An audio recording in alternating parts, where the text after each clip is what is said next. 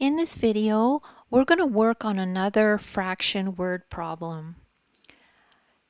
So it's important not to get scared when you see word problems because it really is just words, and then once you break it down, you'll see how simple it is. So if we have a problem that says Eddie had a square backyard, he decided to cut it into 4 equal parts. He planted flowers on one part and grass on the other 3 parts. What fraction of the backyard has flowers? So we need to understand that a fraction is a part of a whole, right? And it's written like this. There'll be a number on top and another number on the bottom. So the bottom of the fraction is the number of equal parts in the whole, which is called the denominator. So I'm just going to give you a hint here. He decided to cut it into 4 equal parts. Okay?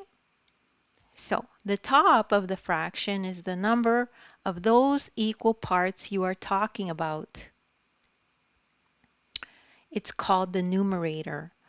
So he planted flowers on one part. What fraction of the backyard has flowers? We're talking about that part, right? So the whole backyard is divided into 4 equal parts. So that means the denominator is 4. Each part is 1 equal part. So the numerator is 1. Only one part of the backyard has flowers. So let's write that in. So 1 goes on top, and then it's divided into 4 equal parts, and that's the denominator. So we put a 4 here. So what fraction of the backyard has flowers? 1/4. That's the answer here. And don't worry if you don't understand this right away. Anyone can do math. You can just watch this again. You're probably one explanation away from understanding it.